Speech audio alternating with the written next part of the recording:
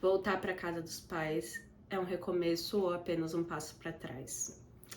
Esse é um pensamento que eu venho tendo nos últimos 2 meses, mas sim, se intensificou agora que eu estou efetivamente morando na casa dos meus pais.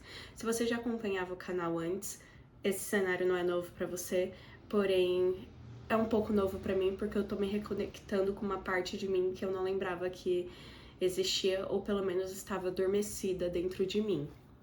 E enquanto eu cheguei à decisão que o melhor seria eu voltar para casa dos meus pais, eu não imaginei que eu estaria tão confusa ou sequer mais confusa do que eu estava antes, porque parece que não se resolveu o turbilhão de emoções que eu tô sentindo pós-graduada e pós-graduada no sentido já estou graduada e esse período de transição que é um pouco complicado na vida de qualquer pessoa e voltando para casa dos meus pais, porque eu voltei principalmente por conta do motivo de eu não sei o que eu quero para minha vida. Mentira, eu exagerei um pouco com essa frase. Na verdade, eu sei muito o que eu quero da minha vida, mas eu não sei como começar essa vida que eu tanto desejo. E por conta disso eu decidi trazer esse vídeo, porque eu sei que é uma angústia que algumas amigas minhas já relataram que tem, principalmente quem sai da cidade natal, enfim, para ir fazer faculdade em outro lugar, em outro estado, no caso, eu saí de São Paulo para ir para Curitiba. E é uma mudança um tanto quanto radical, porque o sul realmente é um ambiente bem diferente do que nós estamos acostumados para cá, mais para cima. Então eu trouxe meu caderno e trouxe alguns questionamentos. Mas antes disso, eu gostaria de agradecer a sua visualização e eu espero que você realmente esteja bem. E vamos lá. O primeiro tópico que eu queria conversar com vocês sobre é a respeito do o porquê eu decidi vir para cá. Decidi vir para cá, no caso, para São Paulo, voltar. Como eu já disse antes, eu estava muito confusa sobre, e ainda estou, sobre o que eu quero da minha vida. Como que eu quero construir a vida que eu tanto desejo, a vida dos sonhos, a vida que eu manifesto desde os meus 13 anos de idade, porque eu tenho uma, eu tenho uma caixa de memórias, uma caixa de recordações, enfim, que eu guardo absolutamente tudo que já aconteceu na minha vida, eu quero, por algum motivo, deixar registrado em algum lugar. E lá eu achei cartas de manifestação que eu fazia com 13 anos, gente. Eu nem sabia que aquilo era manifestação. Eu falava que era carta pra eu do futuro. E sempre as cartas repetem o mesmo tema, que são coisas que eu realmente acredito muito e quero muito pra mim, ou seja, são intrínsecas minhas. Os pontos que eu percebi muito refletindo sobre o meu tempo em Curitiba foi que, apesar de ter sido muito frutífero, ao mesmo tempo eu me perdi muito.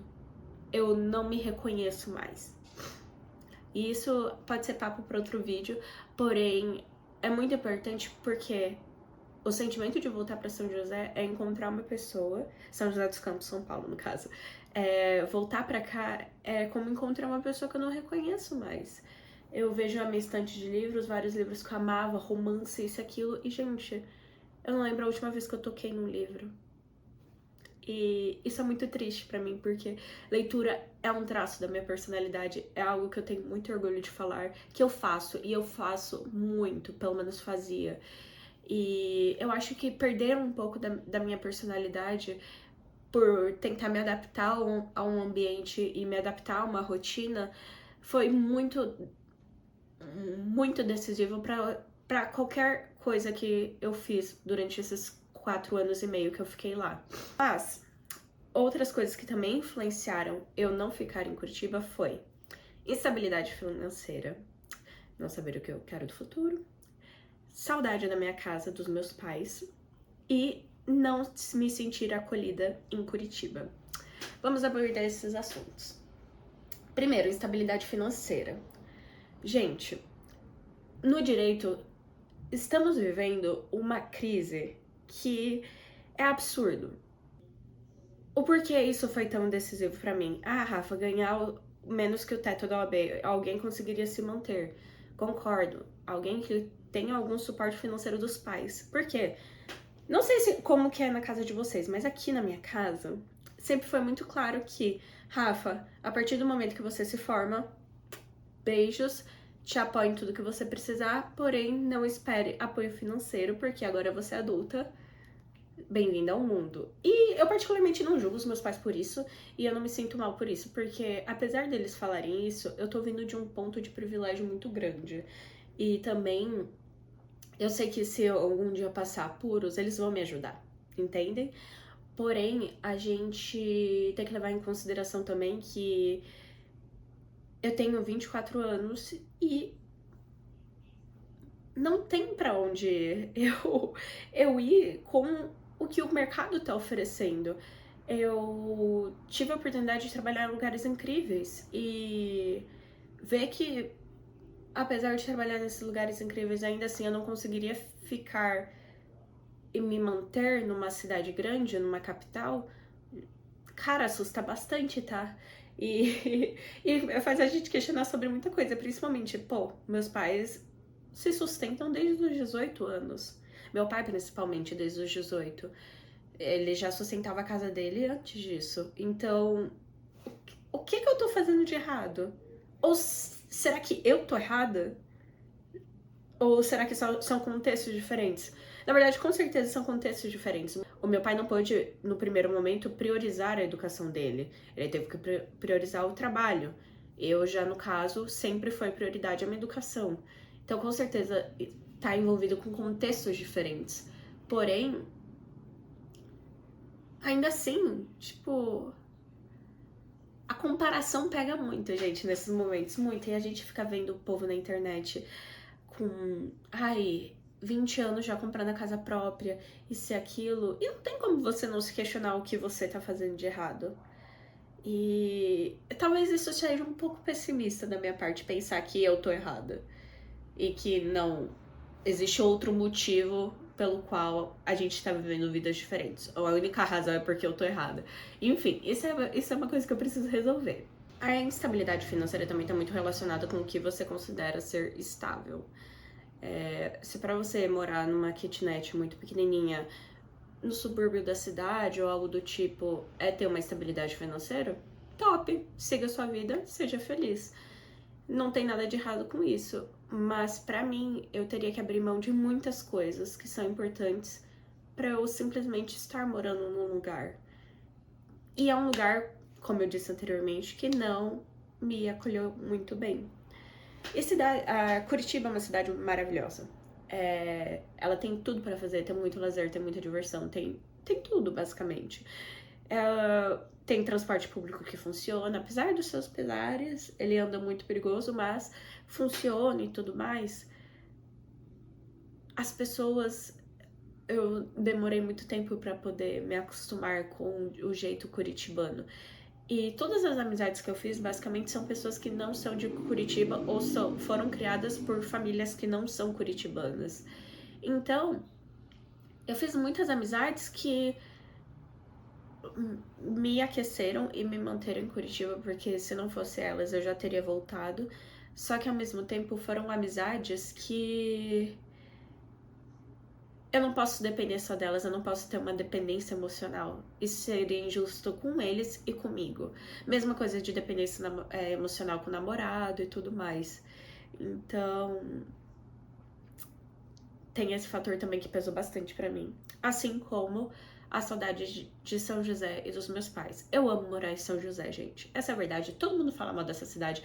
Eu adoro o meu vale. Eu realmente gosto muito de morar aqui. E eu sou muito apegada aos meus pais. O que eu posso fazer? Eu sou apegada a eles e pra mim tava muito certo que eu precisava voltar a ficar mais próximo deles. Eu tava sentindo muita falta, me fazia mal, principalmente por ter passado por algumas situações de saúde em que eu não pude estar próxima deles e me afetou bastante. E me afetou também no sentido de qual que é a sua prioridade? É essa a sua prioridade? Então vamos correr atrás pra ela acontecer. Outra coisa também que me fez voltar pra São José foi que eu não, nesse meio período entre, putz, realmente eu vou precisar voltar pra São José, não vai dar certo eu ficar aqui em Curitiba mesmo, e voltar pra cá, eu não consegui achar algo que me atraísse tanto no mercado, ou que algo que eu tenha passado, na verdade. Eu tô fazendo ainda alguns processos seletivos, mas ainda não tenho uma resposta concreta. Porém, como eu disse, tá complicado o mercado, gente. E eu queria muito voltar a trabalhar em empresa. Eu gostei bastante do ritmo de empresa, eu me senti muito bem. E eu não achei que eu fosse gostar tanto quanto eu gostei. Porém, gente, é muito difícil entrar em empresa quando você não é indicado. Muito difícil mesmo. Você sente que nunca vai chegar lá, tipo, nunca passa das preliminares, sabe? É muito ruim.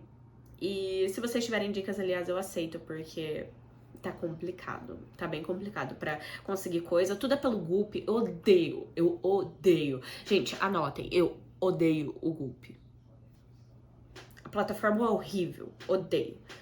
E linkando com o que eu disse anteriormente, os meus pais já tinham liberdade financeira, independência financeira, quando eles estavam com a minha idade. Isso me assusta um pouco, porque eu sou adulta, eu tenho 24 anos, vou fazer 25 daqui 2 meses. E eu não me sinto adulta. Talvez pode ser um efeito da pandemia, porque eu passei a virada de chave entre a adolescência e a vida adulta durante a pandemia. Mas ao mesmo tempo, eu sinto que é um sentimento geral das pessoas que eu não me sinto adulta. Eu não me sinto. Eu sou incapaz. Na minha concepção da lei, eu posso ser capaz, mas na minha, definitivamente não. Gente, eu sou formada em direito. Eu estou no procedimento para tirar a minha OAB. Já sou advogada. Por que eu não me sinto livre? Por que você não se sente livre? Por que a gente se sente tão assim, tão incapaz? Não sei. Eu acho que eu tenho que estudar mais sobre o assunto para poder falar aqui uma resposta para vocês, porque eu me sinto incapaz a maioria do tempo. E esse sentimento de incapacidade não tá relacionado necessariamente com confiança, mas porque eu sempre sinto que eu tô ficando pra trás, entende? Tipo, comparação pega muito, gente. Comparação pega muito, principalmente com pessoas que estão muito próximas a você. E não necessariamente é uma pressão que os meus pais colocam em mim. E eu acho que muitas das vezes a pressão não vem dos pais. Os meus pais nunca viraram pra mim com 25 anos você vai estar independente, não vai morar mais sobre o meu teto e blá blá blá blá. Meus pais nunca falaram isso. Na verdade, os meus pais gostam bastante da ideia de eu ter voltado pra casa. Então, eu acho que são o melhor dos dois mundos pra mim e pra eles. Eu precisei voltar e pra eles gostam de eu estar aqui. Só que eu sinto que eu não tô evoluindo. E o que é evolução? O que eu quero pra mim? Eu quero fazer concurso público, porque no direito, gente, você tem 2 grandes pilares, concurso público ou advocacia privada. Você pode fazer outra coisa no meio e tal, mas basicamente são esses 2 pilares que você tem de profissões. E, gente, eu não faço ideia do que eu quero. Ideia. Mentira, eu sei. Eu sei que quando eu for mais velha, tiver família, isso, eu não me vejo trabalhando com direito. E isso é uma coisa que mexe muito comigo, porque eu tenho a sensação que eu vou estar desperdiçando tudo que eu estudei, tudo que eu conquistei. Gente, eu não fiz a faculdade nas coxas, eu trabalhei que nem uma condenada, eu estudei muito, eu me formei entre as melhores da turma, eu me formei com menção honrosa, então eu fui uma puta aluna na faculdade, sabe?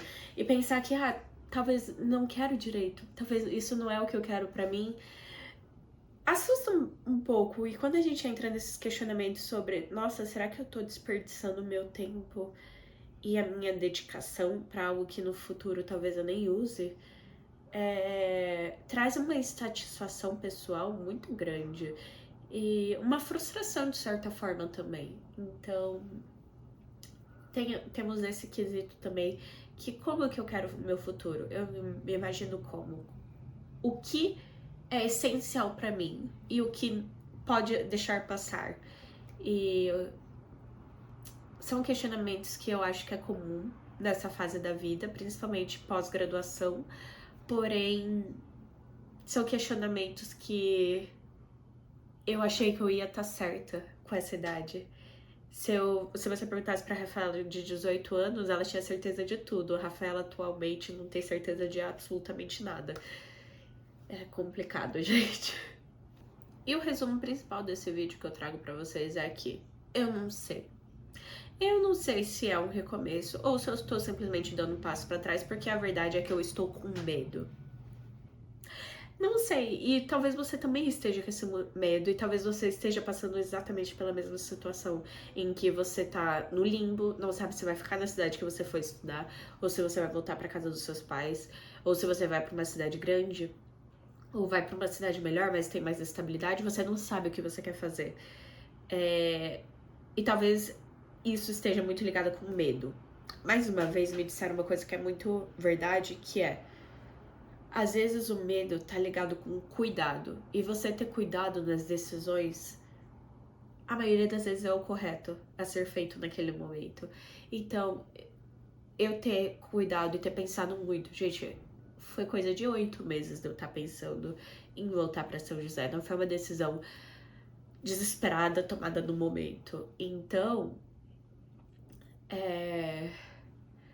esse medo, essa angústia que eu ando sentindo, tá ligada com o cuidado e com o apreço que eu tenho sobre o meu futuro e a maneira que eu tô conduzindo a minha vida. E isso pode ser o que você tá sentindo também. Você toma cuidado com as suas decisões, você pensa no seu futuro, você pensa como a decisão do presente pode afetar o seu futuro. É contraditório, né? Pensar que, tipo, ai, eu tô pensando no meu futuro o tempo todo, mas ao mesmo tempo parece que eu não tô arriscando em nada. E parte de você construir um futuro é você tomar decisões que às vezes pode ser um pouco arriscadas, às vezes pode dar errado naquele momento, mas no final sempre tudo dá certo. O que eu vou fazer? Eu não sei. Eu não sei. Quem sabe daqui a alguns meses eu vou ter uma resposta pra vocês, porque no momento eu não sei de nada. Faz exatamente 4 dias que eu voltei pra São José e eu estou quase arrancando os meus cabelos de tão louca que eu tô ficando. Mas não tenho uma resposta pra vocês. Eu não sei se é um recomeço ou simplesmente passo pra trás.